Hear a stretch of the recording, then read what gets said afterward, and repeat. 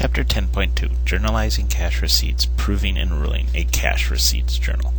Up until now, we've been investigating our new special journals. In Chapter 9, we looked at the Purchases Journal, we looked at the Cash Payments Journal. So Chapter 9 pretty much dealt with us paying people and also us buying from people. Chapter 10.1, we dealt with a sales journal, which is when we sold something on account. And so the 10.2 obviously then would talk about when we receive money, all that stuff. So we're going to investigate our new journal that we have, and this is the Cash Receipts Journal. Okay, our Cash Receipts Journal, a couple things that you want to realize is Cash Receipts Journal, just like the Cash Payments Journal, the Cash Debit Special Amount column, column number 7, will always have an entry. That's why it's called the Cash Receipts Journal. Received cash, so cash debit will always be filled out. But you'll notice there's a couple other ones on there that are a little bit new. First one that's an old friend of ours is the Accounts Receivable Credit. And once again, when that's Accounts Receivable Credit, it's an asset account, but when we credit it, we're actually decreasing it, indicating that someone paid us the money owed. Sales Credit means we sold something. So in other words, we sold something. Sales Tax Payable Credit, as we looked at 10.1, is that liability. And then Sales Discount Debit. We offered a deal to a customer and they accepted. Now the difference between a sales discount and a purchase discount is who we are. If we are the buyer and we take advantage of the discount, it's a purchase discount. If we are the seller and we offer a discount and our client takes advantage of the sales discount, then that is a sales discount. So the difference between a purchase discount and a sales discount is who we are, much like in accounts payable and accounts receivable. So accounts payable, you're going to be the buyer. Accounts receivable, you're going to be the seller. Purchases discount, you're the buyer. Sales discount, you're the seller. So let's take a look at a couple transactions here in our cash payments, in our cash receipts journal. Received cash on account from Radar Advertising 245 covering sales invoice 357 with our R288, our receipt 288. Notice our transaction number, our source document, which is going to be a receipt. It's either going to be an R or a TS, and that's going to indicate you. Those are going to be your indicators to put it in the cash receipts. R stands for receipt. So my three accounts, my two accounts here are going to be cash for $245.60, and then my accounts receivable, Reader Advertising. Put the date of the transaction into the journal. The account title is Reader Advertising. Now notice I do not have to put Accounts Receivable Reader Advertising because I have that special amount column that has Accounts Receivable Reader. Pretty much you're only going to put Accounts Receivable or Accounts Payable if you're using the general journal. Since we're using the special journals, you're not going to have to use those Accounts Receivables and Accounts Payables.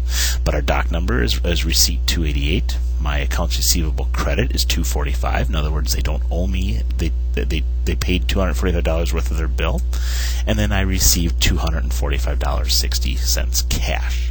And that's how you do just a simple transaction when someone pays you for services performed earlier.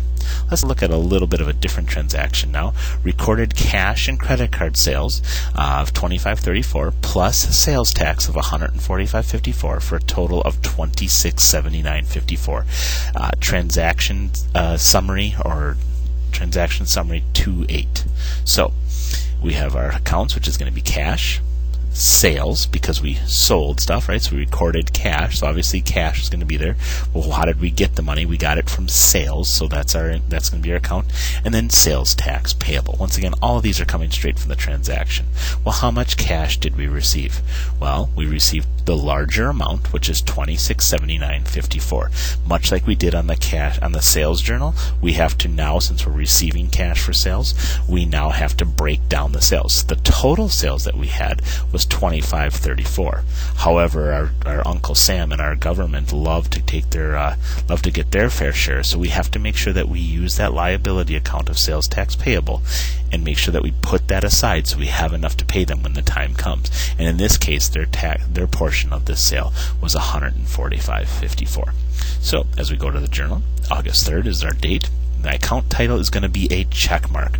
And the reason it's going to be a check mark is because I'm going to be using 3 special amount columns and not need to put an account title description, because I didn't sell anything on account, nor am I receiving anything on account. I got cash. So my doc number is transaction tape 28. Post reference, I'm going to put a check mark here because I will not be posting these individually. I will be posting these as column totals, if you remember that. My sales credit in this case which is $25.34.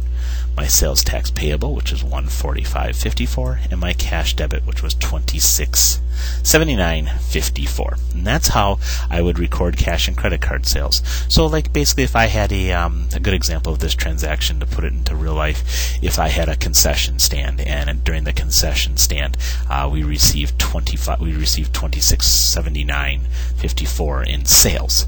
Well, I would record it as $25.34 in sales and $145.54 going towards sales tax. So that would be kind of an example. So let's take a look at another example here. Received cash on account from Lambert News covering sales invoice 360 for $204.30 less the 2% discount. And this is my receipt 290. So my 3 accounts here. Now the thing you want to look at in this transaction, notice we sold something to Lambert News. And when we sold it to them, we offered them a discount if they paid early. So in this case, since we're the seller, once again, you have to make sure the difference between a purchase discount and a sales discount is who you are. We are selling, so it's going to be a sales discount. So my accounts that I'm going to use is cash. Obviously, if I'm using the cash receipts journal, cash will always be one of my accounts.